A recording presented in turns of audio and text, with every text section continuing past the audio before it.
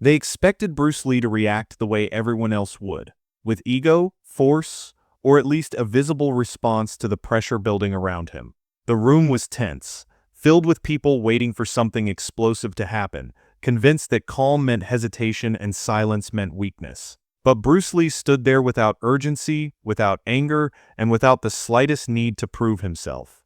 His expression never changed, his posture never shifted, and his breathing stayed slow and controlled while everyone else grew louder and more impatient. That calm reaction confused them, unsettled them, and quietly changed the energy of the room. Because what followed was not a dramatic outburst or a display of aggression, but something far more powerful. No one saw this coming. Most people misunderstand calm because they only experience it when nothing is at stake. They associate calm with safety, comfort, and situations where there is no real pressure to respond. In moments of tension, they believe calm disappears naturally, replaced by instinct, emotion, or urgency. Bruce Lee understood something very different. He knew that real calm does not appear when life is easy. It appears when chaos is close, when emotions are loud, and when reacting feels almost automatic. Calm in his mind was never an accident. It was a decision made under pressure.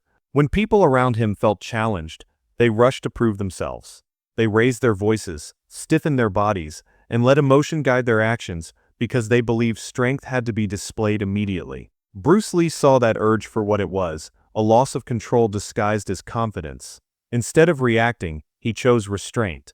Not because he lacked ability, but because he understood that the ability to pause is itself a form of power. Restraint, in this sense, was not hesitation. It was precision. Calm allowed Bruce Lee to see clearly while others were blinded by emotion. When adrenaline takes over, perception narrows and judgment becomes rushed. He trained himself to remain mentally still in moments where others became mentally crowded. That stillness created space, and in that space he could read the situation as it truly was, rather than as it felt in the heat of the moment. Calm was his way of staying ahead while others were already falling behind. To someone watching from the outside, his behavior might have looked passive or even indifferent, but internally, he was fully engaged. His mind was active, observant, and alert, just not noisy. He understood that reacting too quickly hands control to the situation, while remaining calm allows you to shape it. In that sense, calm was not the absence of action, it was the foundation for the right action. Bruce Lee also recognized that most confrontations escalate because people fear being seen as weak. They confuse immediate response with strength and silence with defeat. By refusing to react on impulse, he broke that illusion. He showed that strength does not come from proving something to others, but from mastering oneself first. The calm he displayed was a signal, not of submission, but of confidence so complete that it required no demonstration. This decision to remain calm had another effect that most people overlooked. It unsettled those around him. When someone expects aggression and receives calm instead, their expectations collapse. They begin to question their assumptions, their timing, and their control over the situation. Bruce Lee's calm forced others to confront their own instability while they were preparing for resistance.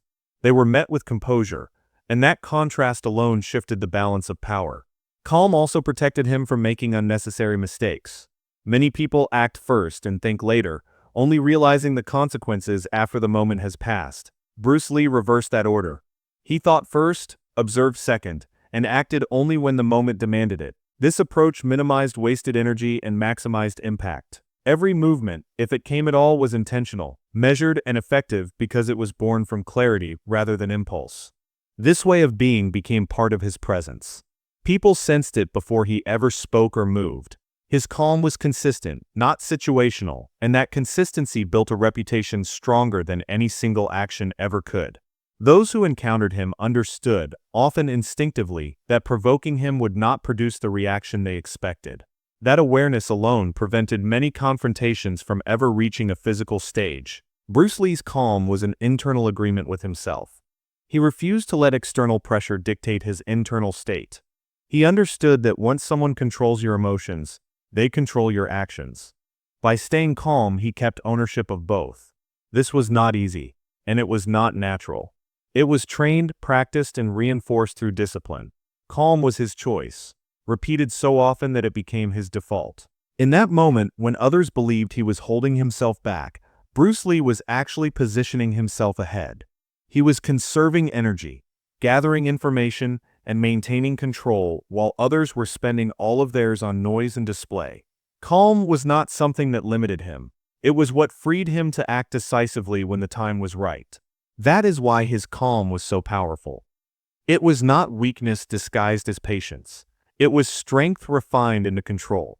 And once you understand that, you realize that calm is not something you wait for. It is something you decide. Silence makes people uncomfortable because it removes the noise they use to hide behind.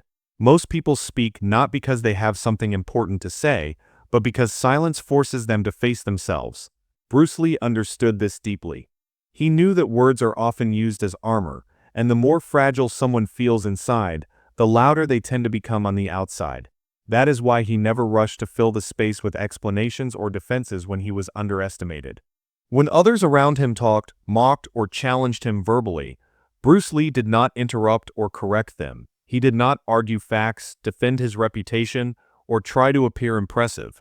Instead, he allowed the situation to unfold naturally. He trusted that if people were given enough room, they would reveal their true intentions without realizing it. Silence, in his hands, became a mirror. As the noise continued, something predictable happened. The people speaking began to say more than they intended. Their confidence started to sound forced. Their jokes became sharper, their comments more aggressive, and their need for reaction more obvious. What began as casual mocking slowly turned into overcompensation. This was not strength revealing itself. It was insecurity leaking out. Bruce Lee watched all of this without expression. He understood that when someone truly feels secure, they do not need an audience, and they do not need approval. The need to provoke is often the clearest sign of inner imbalance. By staying silent, he gave others the stage, and many of them did not realize how exposed they were becoming. Silence also shifted the power dynamic in a subtle but powerful way. In most interactions, the person who speaks the most appears to be in control, but that is often an illusion. The one who listens holds the information. Bruce Lee gathered details with every word others spoke. He observed tone, body language, timing, and emotional shifts. While others were focused on being heard, he was focused on understanding. This understanding allowed him to remain grounded. Words aimed at provoking him failed because they had nowhere to land. He did not internalize them or react emotionally. Instead, he treated them as signals, clues that revealed the mental state of the person speaking. The more someone tried to provoke him, the clearer it became that they were seeking validation, not resolution. Many people believe silence is risky because it can be misinterpreted as weakness or uncertainty. Bruce Lee accepted that risk because he knew the deeper truth. Silence does not weaken you unless you are already unsure of yourself. When silence comes from confidence, it creates tension in others. It forces them to fill the gap, and in doing so, they often expose what they would prefer to keep hidden. There was also a strategic element to his silence. By not responding immediately, he denied others the feedback they were seeking. Provocation depends on reaction. Without it, momentum dies. People either escalate awkwardly or retreat. In both cases, the person who remains silent retains control. Bruce Lee used this principle not to manipulate, but to prevent unnecessary conflict from escalating. As time passed, those who were speaking began to feel the weight of their own words. The absence of response made them question themselves. They wondered whether they were being taken seriously, whether their challenge had any impact at all. That self-doubt was far more disarming than any argument could have been. Silence also preserved Bruce Lee's energy. Arguments drain focus and clarity, especially when they are driven by ego rather than purpose. By refusing to engage verbally, he saved his energy for moments that actually mattered. He did not waste effort on proving something to people who had already decided what they wanted to believe. What many did not realize was that his silence was not empty. It was active.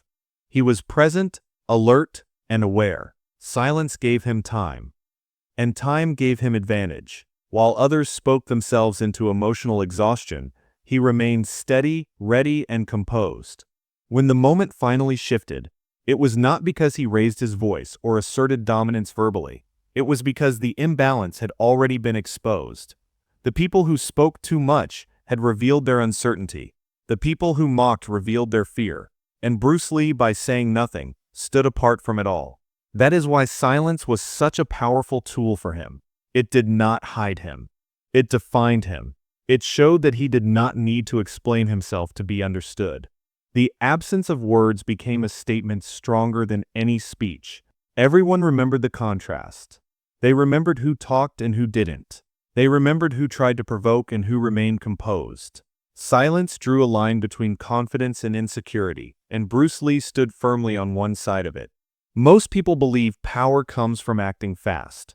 They assume the first person to move controls the situation, and the one who hesitates loses momentum. Bruce Lee understood that this belief is one of the most common mistakes people make under pressure. Speed without timing is often just reaction, and reaction is rarely in control. True authority does not come from moving first, but from moving at the right moment. In tense situations, emotions push people toward immediate action. Fear, pride, and impatience convince them that waiting is dangerous. Bruce Lee trained himself to resist that impulse. He knew that every situation has a rhythm, and that acting without understanding that rhythm is like striking in the dark. Instead of rushing, he observed. He let the moment reveal its shape before deciding how to respond. Timing gave Bruce Lee clarity. As he waited, he gathered information that others missed. He watched how people positioned themselves, how their confidence rose or fell, and how their energy shifted over time. Each second added context. While others became more agitated, his understanding deepened. This difference mattered because the person who understands the moment controls it. Waiting also changed how others perceived him. As time passed without a reaction, expectations began to unravel. People anticipated a response that never came, and that absence created uncertainty. Uncertainty weakens confidence. Those who were loud at the beginning became restless. Their timing slipped.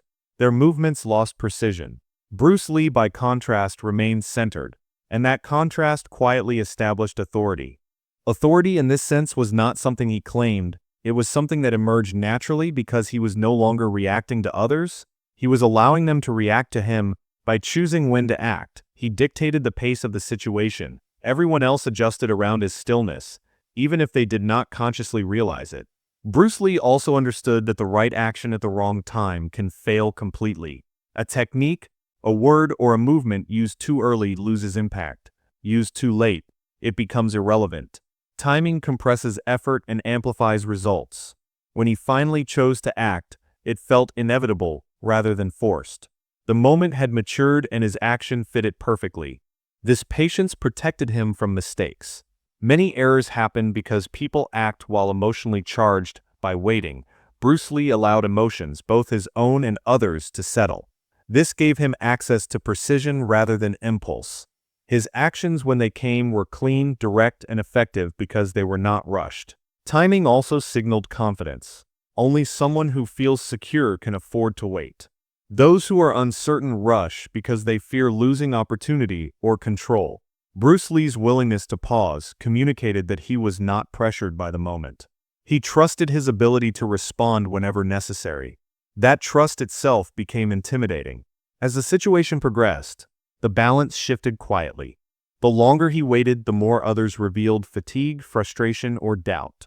Their early energy burned quickly, while his remained intact. When the time came, he was fully present, while others were already diminished by their own impatience. When Bruce Lee finally chose to act or speak, it carried weight.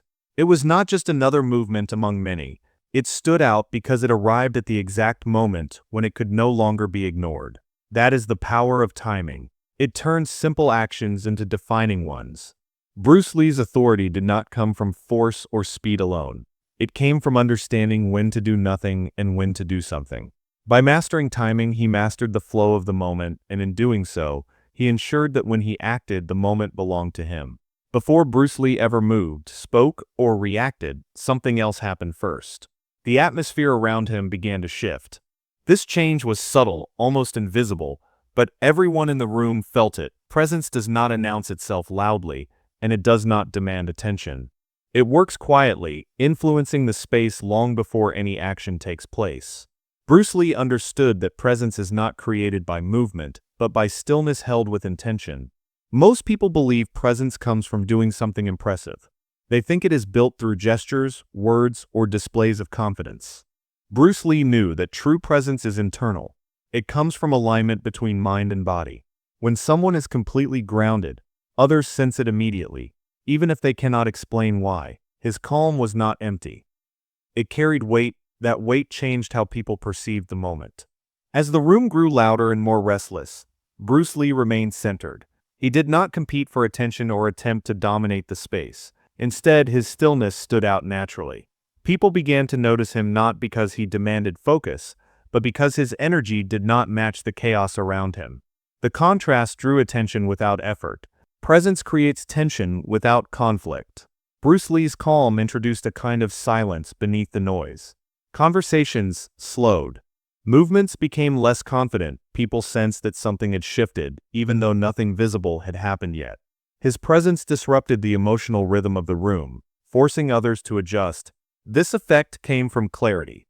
Bruce Lee was not divided internally. He was not thinking about how he looked, how he was being judged, or what he needed to prove. His attention was fully present in the moment. That focus translated into stability. When someone is stable, others instinctively respond to it, either by calming down or by feeling unsettled. Presence also removes the need for explanation. Bruce Lee did not need to assert authority verbally. He did not need to correct misconceptions or defend his position. His presence communicated confidence without words. People sensed that he was comfortable with himself and the situation, and that comfort made others question their own footing. As time passed, the room responded to him rather than the other way around. Those who had been loud began to feel self-conscious. Those who were aggressive became cautious. The environment bent slightly toward his calm.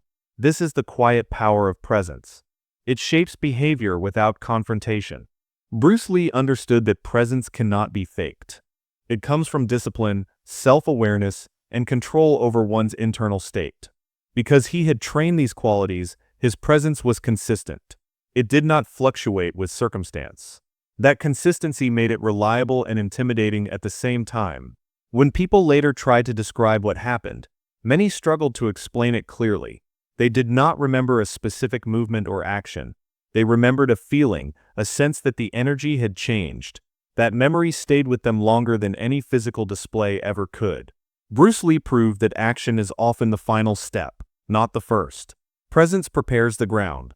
It sets the tone. It changes how everything that follows will be received. By the time action became necessary, the room had already shifted in his favor. That is why presence matters so deeply. It does the work before the work begins. And Bruce Lee mastered it not by trying to control others, but by first mastering himself. What truly unsettled everyone was not anything Bruce Lee did with his body, but what he did with their expectations. Most people prepare themselves for conflict by imagining a familiar pattern. They expect resistance, aggression, or at least a visible reaction. These expectations create a sense of control. When people think they know what will happen next, they feel safe, even in confrontation. Bruce Lee removed that sense of safety without lifting a hand.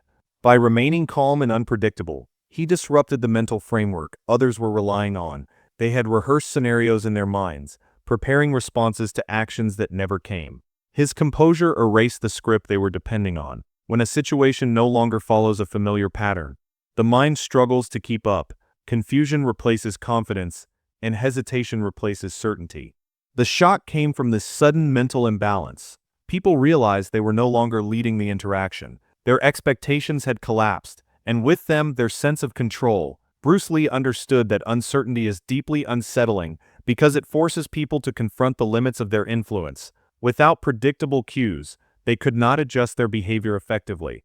This psychological disruption was far more powerful than any physical display. Fear and doubt do not require force to take hold. They arise naturally when the mind cannot anticipate outcomes. Bruce Lee's calm created a gap between expectation and reality, and that gap weakened those around him without effort. He also understood that the mind often defeats itself. As uncertainty grew, people began to question their own assumptions. They wondered whether they had misjudged him, misread the situation, or overestimated their position. These doubts multiplied internally, draining confidence from the inside out. No confrontation was necessary. The mental battle had already been decided. By refusing to conform to expectations, Bruce Lee gained an advantage that could not be countered easily. You can prepare for strength, speed, or aggression, but you cannot easily prepare for unpredictability grounded in calm.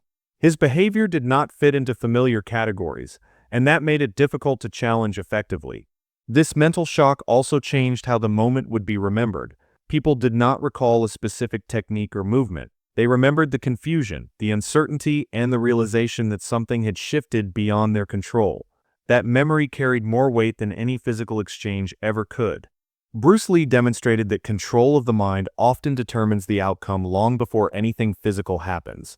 By dismantling expectations, he dismantled resistance. The shock was not loud or dramatic, but it was decisive. When the situation finally ended, there was no dramatic finish and no moment of celebration.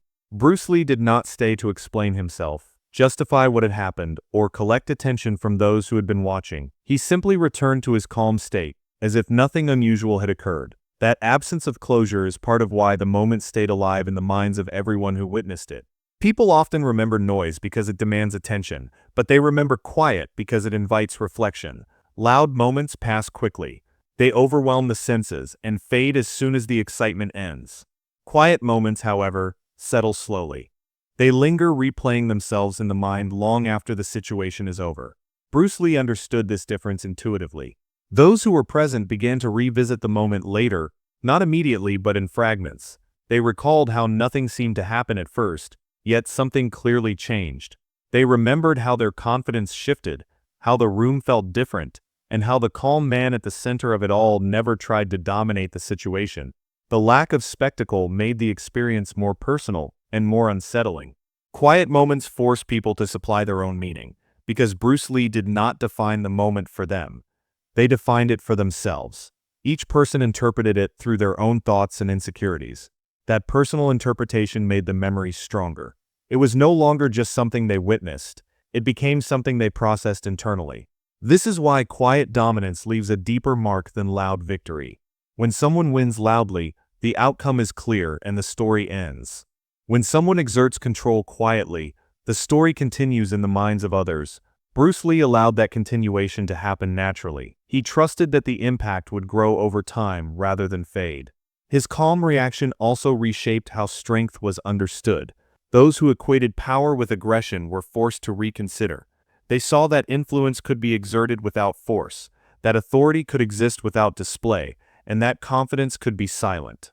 That realization stayed with them far longer than any visible action would have. Bruce Lee did not need to be remembered at the moment.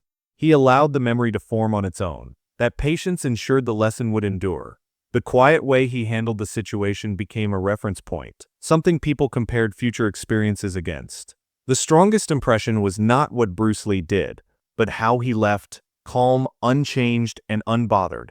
He demonstrated that true power does not announce itself. It simply remains. That is why his calm reaction shocked everyone, and why the moment lasted. The strongest force in the room was the one that made the least noise, and that silence continued to speak long after everyone else had gone quiet. In moments of pressure, most people rush to be seen, heard, or proven right. Bruce Lee showed another path. He showed that the person who controls their inner state controls the moment itself. No noise was required, no explanation was necessary, and no reaction was demanded. What shocked everyone was not strength on display, but strength held in reserve. The calm that refused to be shaken, the silence that refused to explain itself, and the presence that needed no permission to exist. That is the kind of power people don't notice immediately, but never forget.